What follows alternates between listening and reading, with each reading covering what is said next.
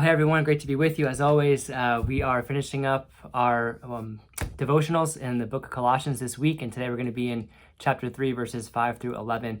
Just to put on your radar, next week we're going to be doing 5 devotionals on the importance of community, why community matters, why it's important, as we as a church in the next couple of weeks begin our community seasons, kind of as a bit of a primer to go along with it.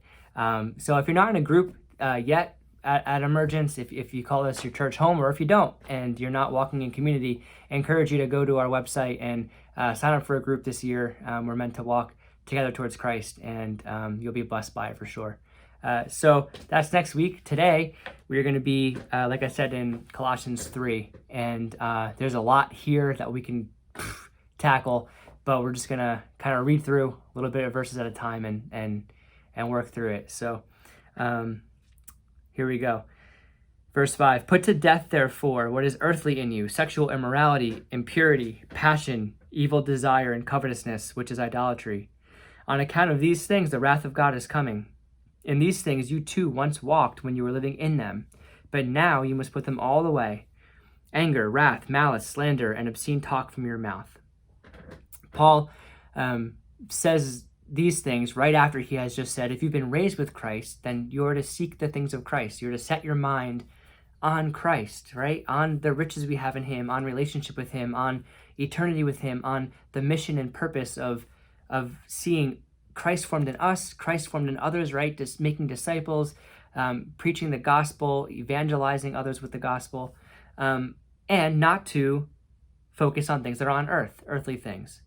Here, Paul digs in a bit deeper and says, not only you're not to focus or dwell on earthly things, right? Be concerned by them, especially when it comes to sin, right? The things of this world that we know God doesn't want us to participate in.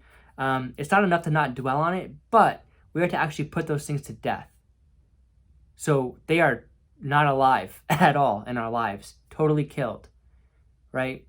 Sexual immorality, impurity, anger, right? Slander, obscene talk, evil desires, which is interesting because we think evil desires and like really bad desires, but evil desires is just any desire that's not aligned with Christ's desire and what he would want for us and how we act and think. So this is really pervasive, this statement that Paul says that we should be putting these things to death. And this was challenging for me, right? Because it forced me to ask myself, man, are there areas in my life where I'm not dwelling on those things, but are they alive in my life in any way? And have I settled for like a certain amount of victory and I'm letting a certain level of sin or a certain level of disobedience or unfaithfulness just kind of linger there because I've grown so much or there's been so much change? And here, Paul is really pushing into that and saying, no, put these things completely to death in your life. This is why the wrath of God is coming, right? This is why we're in the state that we're in, right?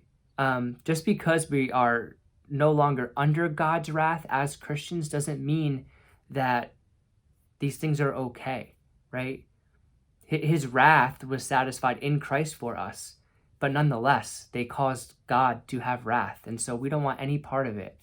As we are made into the image of Christ. We want to see him fully formed in us. He goes on and says, do not lie to one another, seeing that you have put off the old self with its practices and have put on the new self, which is being renewed in the knowledge after the image of its creator. Right? Do not lie to one another. These earthly things, right? Sin is what Paul's talking about, right?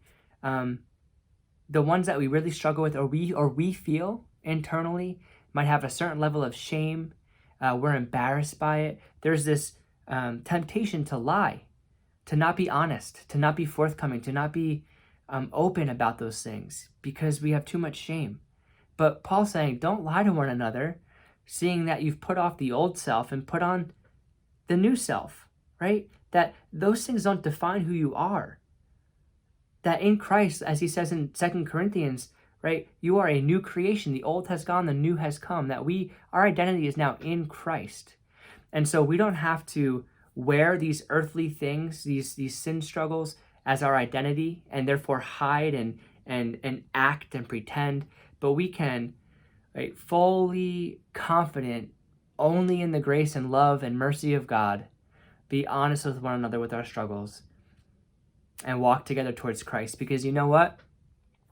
I'm sure that the person that you're honest with about your struggles, they have things that they are embarrassed and shameful about too, that you can speak into and come alongside them and together see those things put to death, right? Community, so important. And so that's another thing. So two things, right? Are we settling for a certain level of sin or earthliness in our lives that we're just kind of okay with? And we can say, you know what, it's not okay. I'm gonna go further towards Christ in these areas. And second, are there things where I feel it's so shameful to me and embarrassing, or my pride gets in the way, that I'm not sharing that with others? I'm not being honest about it. And how can we do that? Who can we open up to? It feels like death sometimes to do that. It feels terrifying, but and I'm not great at this. I mean, there's so many times where I sin in some way that I feel is so egregious that I want to hide. And it takes a lot sometimes for me to share.